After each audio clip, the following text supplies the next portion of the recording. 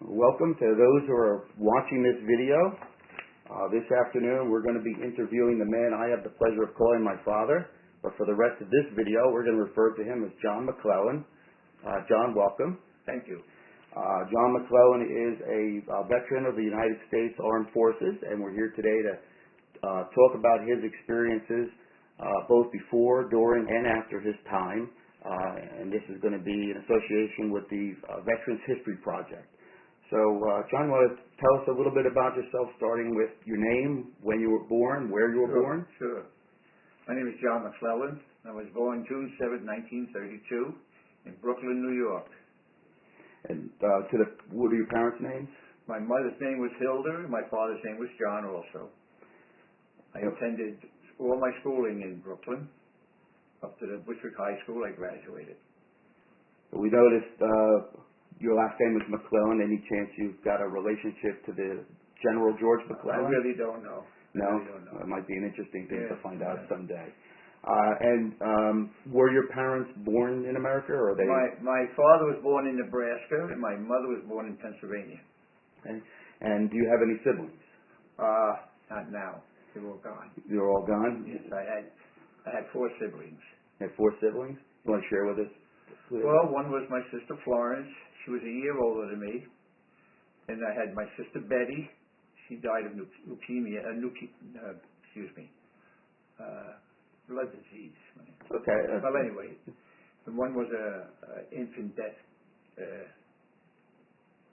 The infant death syndrome. Yeah. And my brother was a terrible alcoholic. And also a very bad diabetic. He had many amputations before he passed on. And that's James, right? Yeah, my brother's name was James. Okay.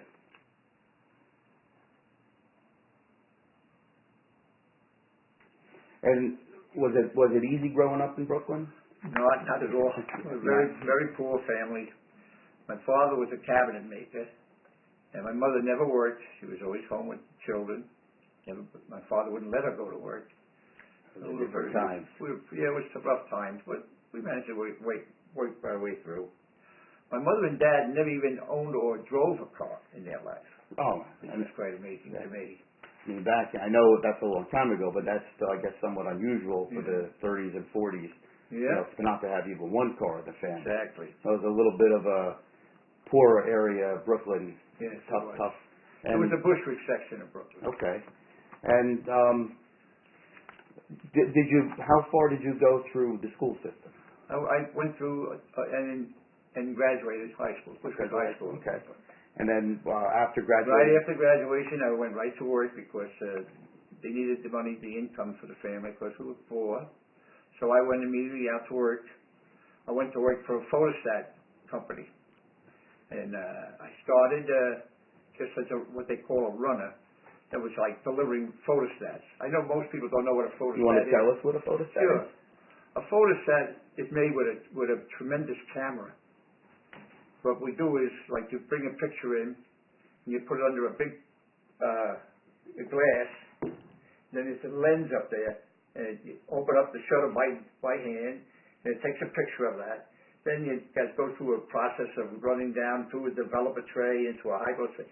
It was a tremendous operation just to make one copy, and we charged 35 cents for an 8.5 by 11. That was going to be my next question. Yes. What was the charge? 35 cents for an 8.5 by 11. We had 11/14. They were 50. We had 14 by 18 and 18 by 24. Oh, okay. You had 4 different sizes. So it sounds like a lot of work just to make a yes, copy. it was. But after running for a couple of years, they broke me in onto the machine, and I became an operator. What is a runner? A runner is like we work with all advertising companies, and they need a picture of something. They send us what they want a picture of, and we'd have to make the picture. Then we'd have to deliver it to them. Okay. Everything we had to deliver, everything. Okay. That's what a runner is.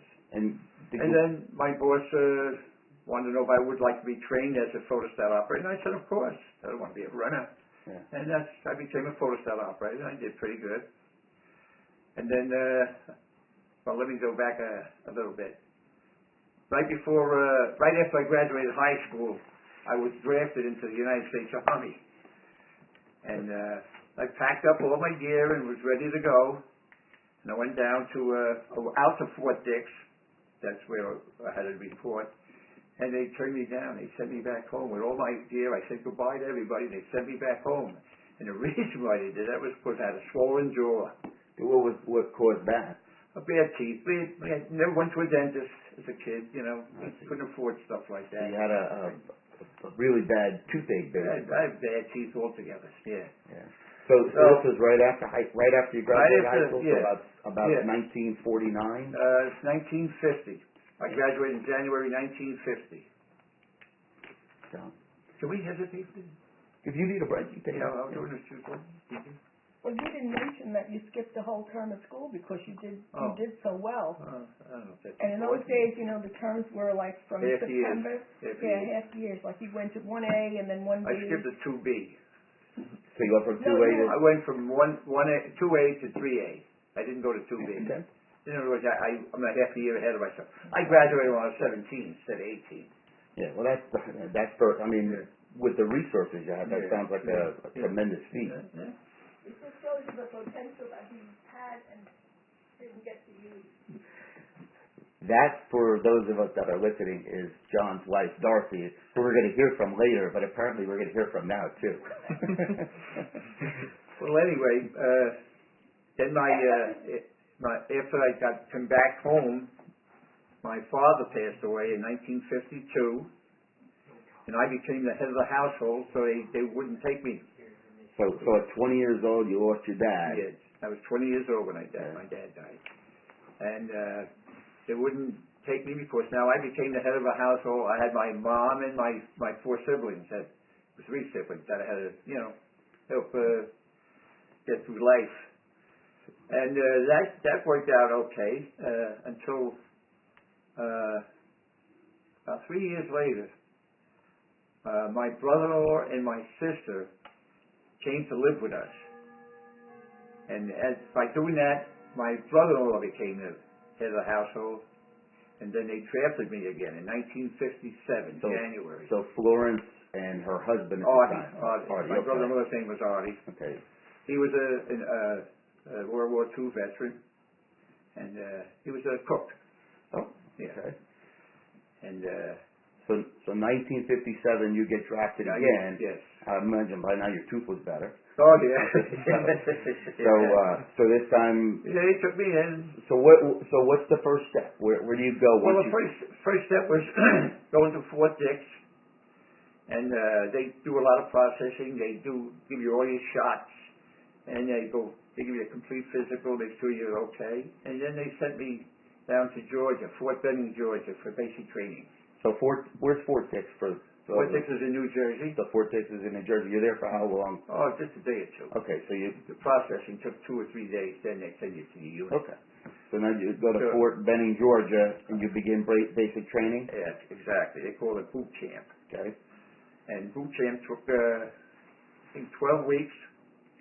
And after boot camp, they assigned you to go to a school. And I was fortunate enough to be assigned to go to Signal Corps. And the school was in Fort Gordon, Georgia. What is Signal Corps?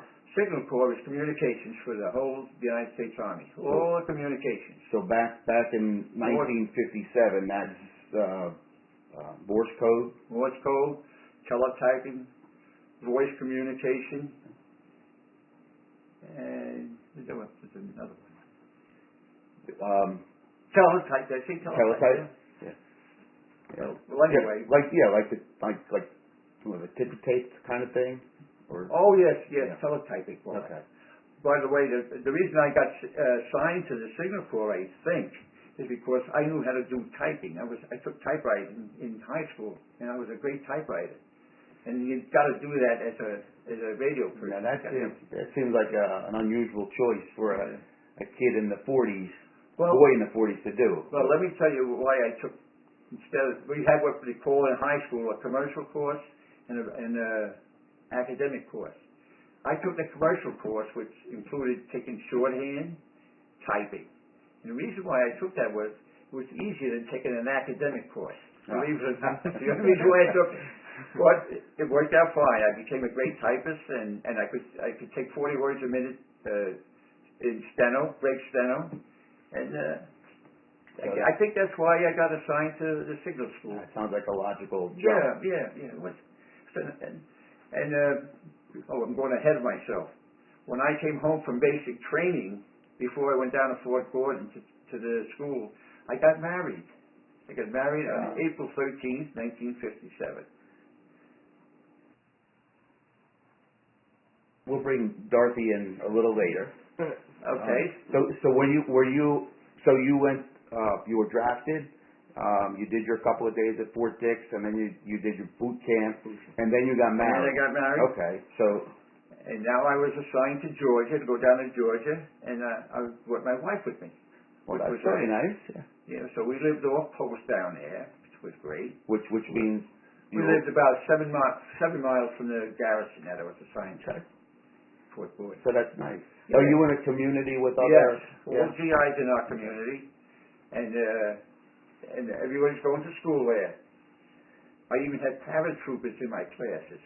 Yeah. That's very interesting. Yeah. Now you're in the Army, right? Yeah. Okay, and forgive me for not knowing this, but when you joined the Army, I didn't join. Oh well, okay. When you're drafted into the Army, when you start the Army, Yes. Do you have a ranking yet? Now? No, when you started. Oh, just a private. Okay, so all right, so you Just a started private. private. So Just private. you're private at the moment. Yes. Okay. Yeah, I'm still a private then. And then after we got down to Fort Gordon, school was 16 weeks, and then I got assigned. I graduated. I got pictures to show you, by the way. Well, we like to see those actually. You want to see them now? Yeah, let's see them as we're going along. All right, so this is the actual brochure from Fort Gordon, from the Signal Corps in Fort Gordon, Georgia. And this is my certificate of graduation. So you graduated on, I don't know if the camera can see that, but it's July 26, 1957. Mm-hmm. And you've been found qualified in the Radio Teletype Operation course of the U.S. Army Southeastern Signal School. So you're certified. I also wanted to show, I know that there was a picture inside.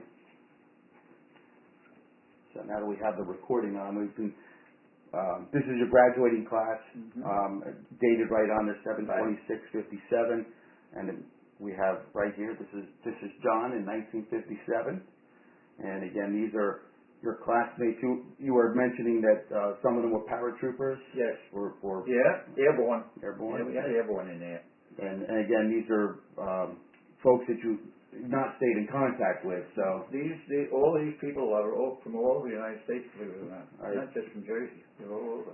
That's a great photograph. Yeah, great nice. photograph. Is there anything else from this part of your? No, all right, so you finished the Signal Corps, and where do you go from there? I got orders to report overseas to Darmstadt, Germany. Darmstadt, Germany. Now, I was assigned to the 3rd Army Division in the USNS Signal Corps number 32. Okay. Now, just to put this in a perspective with the wartime history, this is right at the end of the Korean conflict. Yes. Active war has come to an end, but you're going to Germany, where other troops. Were all troops going to Germany, or were some still going to Korea? Or yeah, half of our graduating class went to Korea, and the other half went to Germany. Okay, and I'm assuming then that's sort of to see to it that whatever treaty provision. Yeah, well, what they do is as guys leave the service, they got to replace them. We're replacements. Oh, so you're just rotating troops. Exactly. Okay. They got that down to a science. All right. So you're going to Germany. Sounds like you got the better deal. Yeah. Well. First of all, I had a flyover, and I wasn't too happy about that. I wanted to go by boat. Well, why is that a problem? I don't know. I never was in an airplane. Well, I was in an airplane when I was in Georgia. Flew up and down the coast, but a long trip across the Atlantic, I figured, A little claustrophobic, a little tight? Yes, I was a little claustrophobic, I got to admit that. Now, how long does it take for a flight across the ocean? Well, we flew from MacArthur Air Force Base on Long Island. We flew to Newfoundland. That was a 4-hour flight. Then we gassed up in Newfoundland. We were on a match plane, an MS match plane. Then we flew over to Prestwick, Scotland, again to refuel, and that took 13 hours. Wow. It was a long pull. Everybody slept with me. Yeah, I had to keep my eyes on those engines, make sure they were running. Was that the problem, or is it like, so you don't really, it wasn't really that the walls were coming, it was just making sure you were staying in the air. Yeah. And then from Prestwick, Scotland, I flew down to Frankfurt, Germany, and then we were picked up there by bus and brought to our garrison, which was in Darmstadt, Eberstadt. I was assigned to the Cambrai Frischkaserne in Darmstadt. Now, and for this trip, for this assignment, were you able to bring your wife with you? Yes. Yes, not right away. I had to get myself settled in Germany and get an apartment, and then I sent for my wife and I brought her over. And how much time after you were there? I guess I was there 3 months before she could come over. How are you worried? How much? You were there a couple of weeks, because you got there in August. I meant 3 weeks. I got there right after September 1st. Okay. Well, that's why you got to help me out with these dates. Do you want to come in and sit with us? I don't want my picture taken. It's too bad. It's Come for on, posterity's sake. The mysterious voice from the other room is about to come see us. Go sit next to your husband. We're going to introduce Dorothy. Okay. Boss. Yeah. But just slide over a little bit. There we go. So, Dorothy, welcome. Thank you. Who is also my mother. Proud to say that too. You heard what we're doing here. We're interviewing John for his time in the United States service, but you served as important a role by being married to him and handling the domestic side of things. We're hearing that you had the pleasure of going with him either 3 weeks or 3 months after he got to Germany. But so you get the notice that you can come out to see him and or be with him. So in September of 1957, now you're back together again in Germany. Well, I had to do my part too. I had to make sure I had a passport. So I had to get my passport, went into New York City for that and got it, and just get myself gathered together to be able to bring all of my household goods with us, because Where were you living? I was living in my parents' home in Bayside, New York. Okay, so at the beginning of John's Army career, you were stationed in Bayside. Right. Okay. All right. So we're in Germany now, and you're about to begin that segment of your now. So how far into you were drafted in the beginning of 1957? So you're in for about 8-9 months at this point. Mm-hmm. All right. So now where do you go? Now what happens? Well, we were in Germany for 18 months, and you want me to tell you what happened while we were in Germany? We want to hear it all. Well, one thing he didn't say was that I also went down to Georgia with him. We were married on a Saturday. Yeah, I told him we went. We heard that. You heard that we went down to Georgia and we lived. Okay, sorry about That's that. okay. That's okay. The one thing that I'm really proud of is my first son was born while I was in Germany. Your first son? My first son, John. Yeah. Yes. John Jr.? John Jr. Okay, and that was on September 16th, 1958. Okay. So about a year after you got there, John was born. John Jr. was born. Yep. Oh, that's very nice. That's an interesting. Well, while I was assigned to the D company, in my excuse me, we had a platoon of A, B, C, and D. I was in D company, and I was assigned to a radio truck, and this was live communications through all of Europe. We were communicating with all our troops in Europe, in all the different countries, and it was real. It wasn't make believe. Yeah. So hence the signal corps exactly certification and experience kicking. And of course we had a lot of trying to think of the word.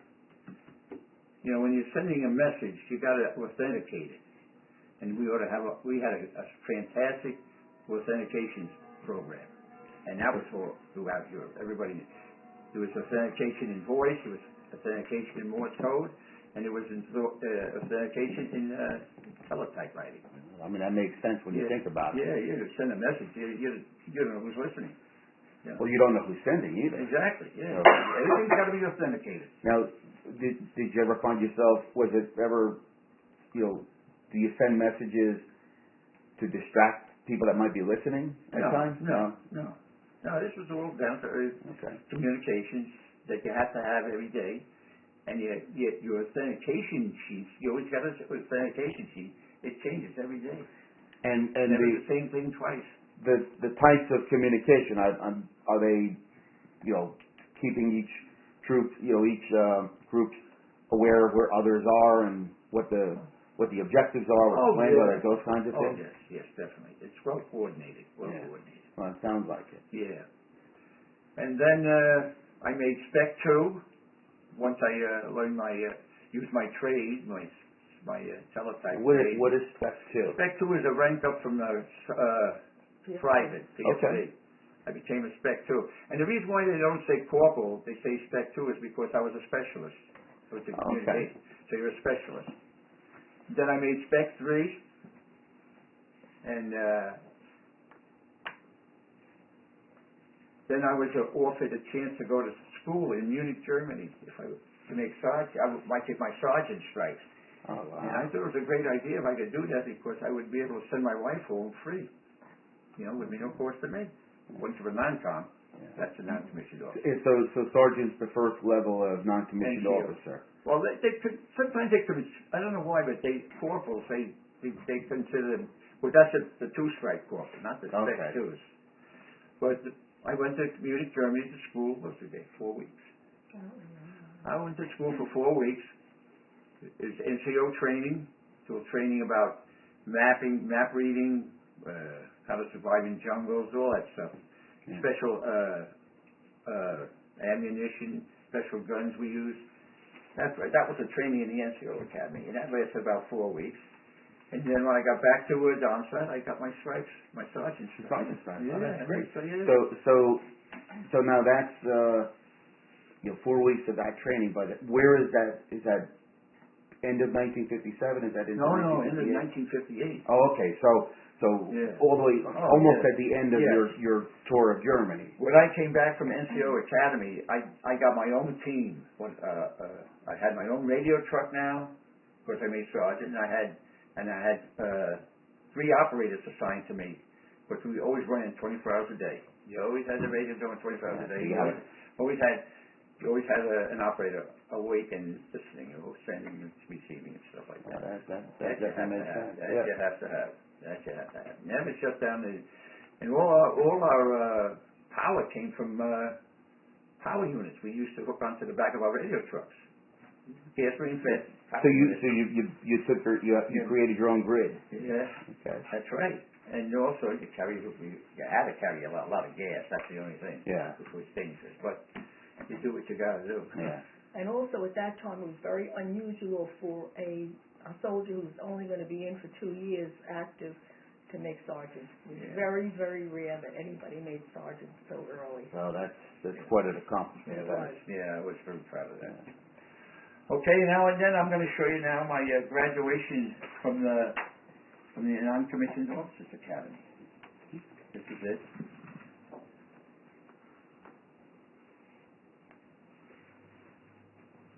So that's the 7th United States Army Non-Commissioned Officers Academy, just certified. Is that Spec 3, they call that. John D. McClellan Sr.? I guess they put the senior there knowing you had a son now. Well, no, he wasn't born yet. He was born in September. This was in June. Is that June? June 58. Yeah. How did they know to put senior in there? I don't know. Maybe they knew it. That's the Army. They know everything. Apparently so. While attending the 7th Army Non-Commissioned Officers Academy, he fully demonstrated his ability to attain the high standards demanded by the United States Army Non-Commissioned Officer Corps, and in recognition thereof, is designated graduate. That's quite an accomplishment. Yes, we're very proud of that. Excellent. I can see why. Anything else you want to share with us? Well, now it's getting discharged, I guess, is the last thing I got to show you, right? Yeah, this is my honorable discharge after Okay, so, let me, before I give to the discharge, we were told we were gonna rotate back to the States. Of course, I had my time in, and I was gonna be home for Christmas. for Christmas 1958. Yeah. And No. Yeah, 58. And I see 62 on this certificate. Well, that's when you're completely done with all your obligations. Okay. You reserve and you stand by and all that. Okay. That's when you're done with everything. That's what this is. And what's my train of thought now? And you're going home, honey. We were going on for Christmas 58. Oh yes, and we docked January 3. We never got home for Christmas. We came home by USNS Geiger, a boat, an old Navy cargo boat that they converted to a troop carrier, just to get the troops home for Christmas, but it never happened. Now what happened? We had violent storms in the Atlantic. We almost turned over one night. Oh, and you had guys under the and car. I had to bring home 2 prisoners. You bring home 2 prisoners? Yeah, I had 2 prisoners I had to bring home. Were prisoners from They were going to be dishonorable discharged. They were prisoners. They were Army. Yeah, they were United States soldiers that were prisoners in Korea. And No. They were prisoners in Germany. I took them home from Germany. Okay, they were being held by Germans? No, why the United States? We had them in a blockade. They were soldiers who had probably done something. Yeah. Okay, so they were United States soldiers that they were prisoners of the United States Army in Germany, and you were bringing them home for their dishonorable discharge. Exactly. All right, so I'll ask you the question. Since you took that boat ride home, what did you like better, the boat ride or the plane ride? Well, after the boat ride, I wish I had plane or the Let me put it that way. It took us 13 days to cross the Atlantic. That, yeah. I think that plane ride would have been a little easier. That was rough. We had a lot of guys get sick, of course, because of the torrential waves out there in the Atlantic. Did any of that happen to you? Yeah. No, I was fine. Didn't bother me at all. Real man. Yeah, well. Didn't bother me at all. Well, that had to be some trip home. So how late were you for Christmas? We got home at January 3, I think we got. It was January 4. Yeah, so not too bad, I guess. Well, they told us one night we went off course about 400 miles in a storm. So 400 miles on a troop carrier is a lot. Yeah. It's a lot. And I was tracing them in the newspaper because you could always see where the ships were. So you were home by now? Yeah, because I was flew home around the 23rd of December with John. Did you yell at him when he got home because he came by boat? I felt so bad for him. Yeah. That's before I ever yelled at him. We lived through it. Yeah, well, that's some trip home. So unfortunately, we had a couple of soldiers that cracked up, let me put it that way. I can imagine. Yeah, So you're in a tight space, you can't get off, and you're... Yeah, that was very ugly. I remember this one soldier, he used to stand by the side of the wall and go like this. And I approached him and asked him, I said, "Are you all right?" He said, "There's somebody inside the wall there." Things like that. Yeah. It's very sad, very sad. And of course we had a medical team on that boat, so they, took care of him. Yeah. But I guess the best thing they could hope for is just comforting him at that point. Yeah, exactly. Yeah. So It was a tough ride. I would imagine. So you come home, you deliver your 2 prisoners, you make the boat ride, you come home in January of '59 now. Mm-hmm. And then is that the end of your active duty? Yes. Okay. I was sent to Fort Dix. They muster you out at Fort Dix. Okay. In other words, they go over everything that you did. Make sure. Debriefed, I guess, right? Exactly. Okay. Now, before we move, I heard you say that then you have some reserve and some other duties beyond active duty. I happen to know this because we've spoken about it with my father. But did you meet or see any interesting people of notoriety during your stay with the Army? While I was in Germany, I met Elvis Presley. And who was the other one? Can I cheat and tell you? Yeah, go ahead. Rosie Greer. Okay, Rosie Greer. Used to be on a giant football team, a lineman. Also known for his needlepoint, right? Yes. I saw him bare-ass naked. What a monster. Yeah, he's a big boy. Yeah. So they were in Germany with you. Elvis Presley was just, believe it or not, he was just a Jeep driver. He didn't entertain his troops like he could have. He just wanted to be a soldier, and he just drove a Jeep. he had quite a bit of fame by that point in time. Oh, yet yeah.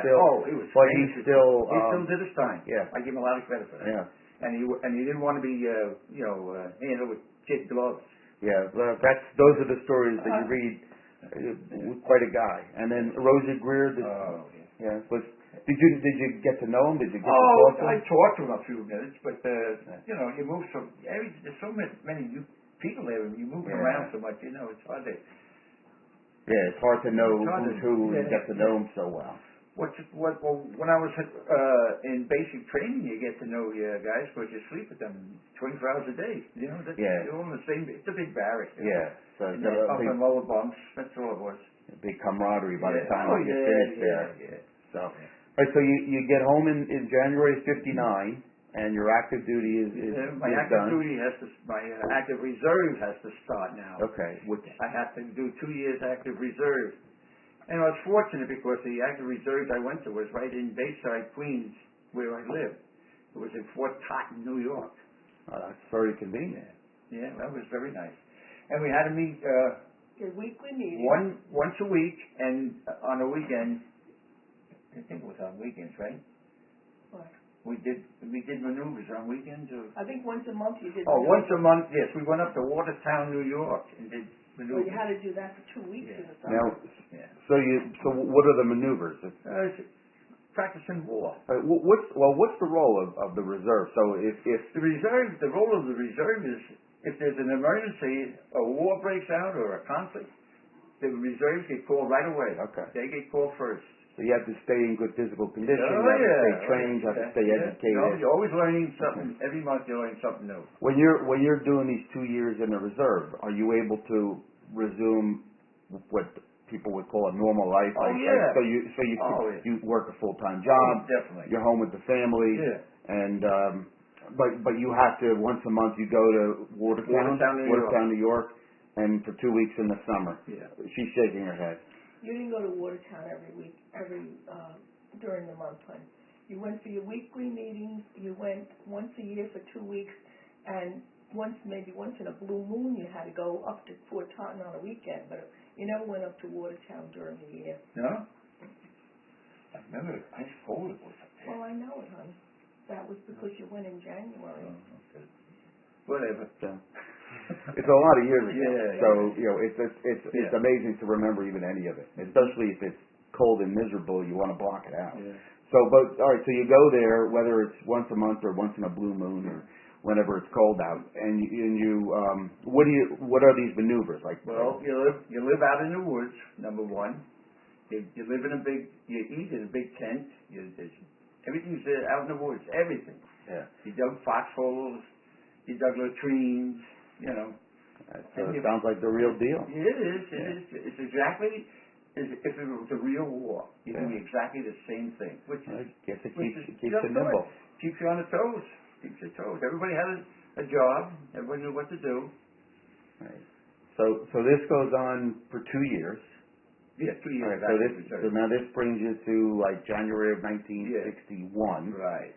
And then there was a third phase of your duty. It's called inactive reserve. Okay. In other words, you're home free. You're still in the army, but you don't have to do anything.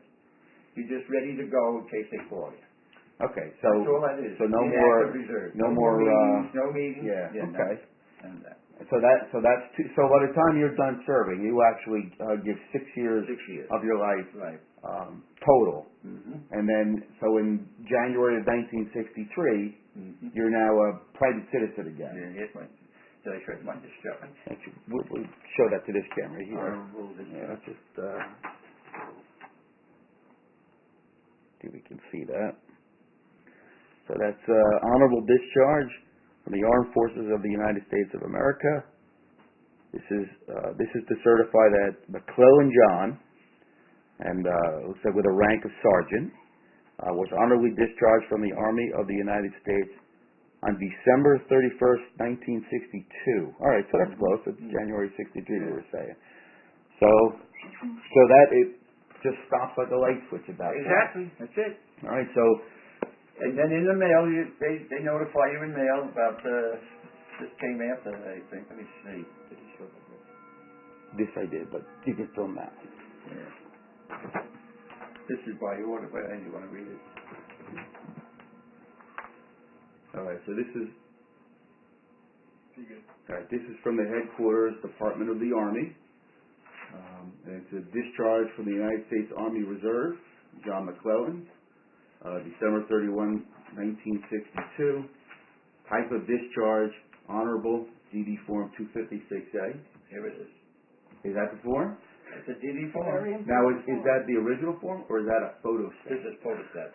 I don't know whatever happened to the original. I had to send it in to somebody, but these are photostats. Well, no, these aren't photostats. These are copies. I'm sorry. You see, it's a Photostat business is gone. It's a whole new world in 1962. Yeah, it's all gone. So, okay. And then, do you want to have some other documents that you want to No, say? I don't think I have anything else here. Okay. Now I see that you have some. It looks like you have some pins and things with you too. Okay. These are just door tags. Everybody knows what door tags are. They have your blood type on, which is very important. The most important part about the door tag is your blood type. Let's see if I can get it. There we go. That's oriented the right way. Looks like it says McClellan John, and it's got your service number. It also has your religion on it, Roman Catholic. Mm-hmm. And then my eyes are on what they used to be, but is it B or A? No, A. I have A type. So that's it. Mm-hmm. No, that's okay. And now this is I was a sharpshooter in the service, so they gave me that with a rifle. Was that from that course you took in Munich? No, that's from basic training. Oh, from basic training. Yeah. What do you have to do to be deemed a sharpshooter? You got to hit the target. That's what you got to do. Any particular part of it? And I could hit a target at 500 yards better than 100 yards. That's amazing. Yeah, that's good to know. I'll never forget that. And this here is it's called a good conduct ribbon. That's how you behave in the military. And they award you that. Well, that's sorry, you probably don't have any good stories to tell then. No, that's very nice. That's very good. And then this is the let's see.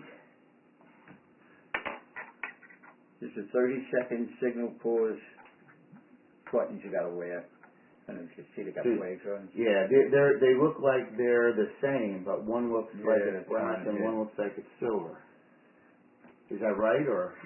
I really don't remember why one's brown and one's silver. Is it possible that it's just because depending on what you're wearing? Yeah, sometimes. And these are just U.S. buttons. You always had to wear them on your collars. Okay. Always had to wear them on your collars. Don't forget they change uniforms while you're in the service too. Oh, yeah. Well, I mean that may be why they're different colors. Maybe. Yeah, they went from. Okay. That's very Also, nice. what he didn't tell you was that while he was overseas. We're off now. No, we're done with that. He didn't tell you that, he'd be on call and that there were times when they were called out and they'd be gone for a few days.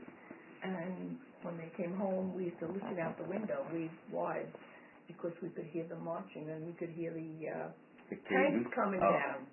Yeah. So you knew they were coming home. We knew they were coming home because we'd hear the tanks coming. And he was in, quite a few places when there was threats going on. They were having problems in Cambodia then. No, in Laos. Laos. Maybe Cambodia too. There's a couple of But there were a lot of times when he was gone for that reason. And you don't necessarily know when he's coming back or and no communication because there's no telephones, certainly no cell phones. You couldn't text him? No, couldn't text him. Those are the days, huh? So, and then, all right, so you come back to civilian life and you start a career. Oh, yeah. Well, let me tell you, when I went out of the photostat business, of course, it's obsolete now, my brother-in-law, who was a machinist, offered me a job in a machine shop. And that's not Artie, That's my brother-in-law, Victor. So he's starting a machine shop. He's got a machine shop with a partner, and he wanted me to try to become a machinist, and I did. And what is it? I mean, a machinist is a general term. What was it that you were machining? What were you making? I was a machinist with an engine lathe, a drill press, CNC equipment, CNC lathes, CNC machining centers. We manufactured mostly tank ammunition. Yeah. There's it coming full circle. And I was in the 3rd Armored Division. That was a tank division. So you come back to civilian life and you go into you take on a career of being a machinist and you end up making ammunition. 120 millimeters. So I take it that took you through your professional career, your work career, till you retired at 2000. Year 2000. March of 2000. March of 2000, and you were 67? Almost 68. Almost 68 at retirement. And now you and Dorothy, or Dot to her friends, or Mom to me, have been enjoying a wonderful retirement since then. Yes. I also forgot to tell you I had 2 other sons too. You did? Yeah, 2 other sons. I was afraid I was going to have to edit this later. Patrick and David. And David, of course, was born in 1959. Right. So you were still in the Army at the time. No, I was out of the Army. Well, you were out of active duty, but you were in the reserve. Oh, yeah. Right. I was in the reserve. And then. And he was still in the active reserve. Yeah. Okay. And then 1963, when I was born. Well, I was yeah, out. you were out. It was all done. Yep, I was finished. So I could do the math. Sounds like a celebratory. And I was very happy to do this for my country. Very happy. Well, it sounds like you had it was a good experience. It certainly was. I would do it again in an eyelash. Well, Whatever they say. Listen, if you could get away doing it with just an eyelash, you're not doing so bad. So, well, I'm very appreciative that you shared this with me, because when I heard about the Veterans Memorial History Project, just sounded like a great way to get the stories out, first person, right from the source and from the editor sitting next to him. Yeah. Make sure we get it as close to factual, because you don't hear these stories in the newspapers, and you don't hear them in the history books in school. So I personally want to thank you for your service, and very appreciative for you sharing this with us, and Dorothy, for your services as back in those days when it was more of a man's sport, but you full support and just as important and just as helpful. Thank you too, and appreciate both of your time. You're welcome. So, any last thoughts before we go? Not really. Okay. Well, Do you want to share anything? No. well, I don't think this is something you want to put on your. Well, if you're going to talk about how wonderful your son's are, we can talk about that later. Don't forget your grandchildren. But if there's anything that you want to share with regard I to would just like to say that we were there, he was there after the war, and we did not always receive nice treatment from the German economy. I can remember being called American swines, and meaning American pigs. And I remember when I was pregnant walking with my girlfriends in the town, they'd look at us and go like this, and pig, pig, pig, things like that. Yeah. I remember giving birth over there and had a difficult delivery, and the German nurse was thrilled to tell me that I should be sorry I got married so young. And I said, I'm 23, and she said, oh, I thought you were about 17. Well, so it was a compliment. So there really was a lot of prejudice against. There was a lot of prejudice because we were not invading, but intruding on their land. Yeah. But it was for a purpose. It was to see that things were made better for them. Yeah. Well, I mean, hopefully the attitudes have changed over time. How do you find it? When you walk around, here in your hometown, do people acknowledge your services? John? Some do. Yeah. Some do. So He has a lot of accolades. A lot of people come up to him in the stores. Yeah. Even people who are wearing the same hat too. They'll come and shake his hand, thank him for his service, and he'll say, well, I return that. Thank you for your service. That's very nice. Yeah, it's been a very warm, kind attitude that we get here. Yeah. Well, it's nice to hear. There's a lot of obvious heroes that have saved lives firsthand and such, but it's nice to hear all the stories, because everyone is a hero. So, again, thank you very much for sharing this, and we look forward to putting this up on the Library of Congress's website.